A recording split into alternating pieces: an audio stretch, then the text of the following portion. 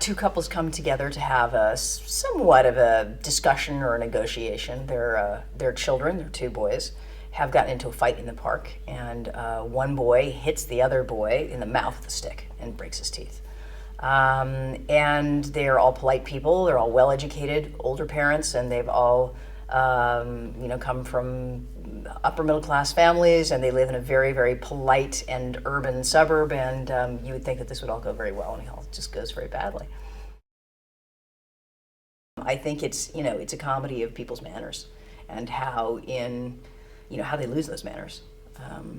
And I will say, it's the thing that really makes it work is that each character is so well drawn, and they're all very, very different.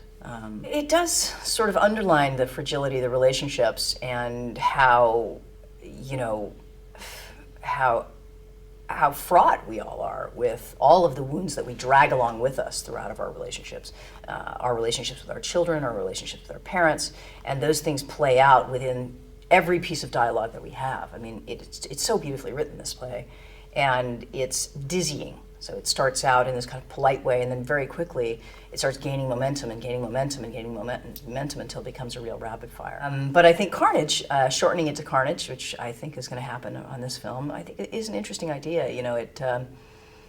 It allows you to discover within the story, what that meant. But I think it gives it this primitive feeling. In a much more primitive way, and I think that's really what the movie's about. Is about all of these, polite people kind of finding their more primitive side.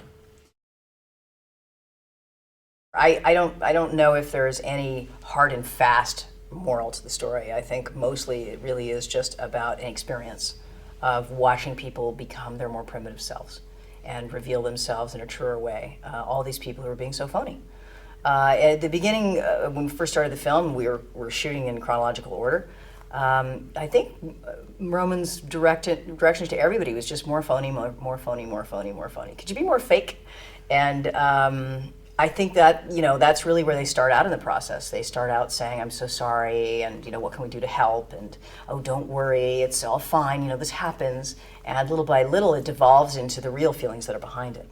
Our ideas about morality are really constructs, and that in fact we're all very primitive, and that we're all monstrous in some ways, and that if we probably took responsibility for that, we'd probably be better off and happier. This is what couples go through every single day of their lives. This is the undercurrent of what people go through every single day of their lives. I make movies about families. As a director, I make movies about families and couples all the time, and that really is my fascination, my obsession, how this tapestry comes together and how all of these dynamics come together in a positive and negative way. And, that's what intimacy is. If you want to be intimate with somebody, it gets really ugly. Well, it is a French play, and the transposition has been done many times in different languages. The English transposition is very different from the American because, of course, couples in London, not only do they speak differently, but they have a different set of circumstances than a couple does in Brooklyn. So the transposition from Paris to Brooklyn is a huge one, and I think Roman's handled that beautifully with Yasmina. I think he's really managed to capture that essence of a Brooklyn couple. They're richer people, and they're people that are exposed to lots of things that other Americans aren't exposed to. And they make a decision to live in Brooklyn, not in New York City, but in Brooklyn. And Brooklyn has become kind of the yuppie place for people that have been really exposed to Manhattan culture. These are older couples. These are not people that had kids in their 20s. So these are people that made decisions to have kids, in their 40s. And that means you have a very different investment than when you're younger. It's a very different investment. In terms of how they relate, the French play in some ways is very much like Parisians. They relate all through language, and it's very much all about like how they all play with language. Well, that's very French. See, we don't do that as much in America, and there were a lot of changes that had to be made so that some of the dialogue really reflected the interior of the character and less their tongues. It was less about the barbs that they sent and more about their interiors.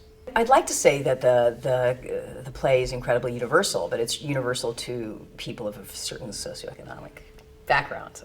You know, these are people who are traveled, they're people who are rich, they're people who, you know, buy clothes at designers that are Italian and German and all sorts of other things. So that being said, there's a similarity between Paris and London and Rome and Brooklyn, you know? I mean, there's a similarity between those people that are raising couples, yuppies, raising couples with a lot of money.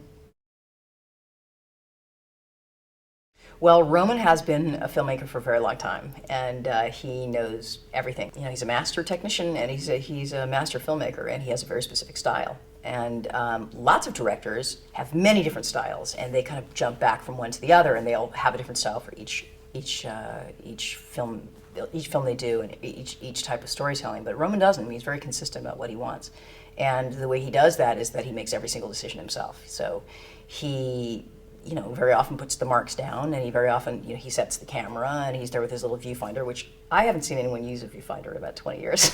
And his is all scratched, just from like Knife in the Water. He, you know, he has an idea of the look that he wants for the movie, but that is also a part of his lexicon too.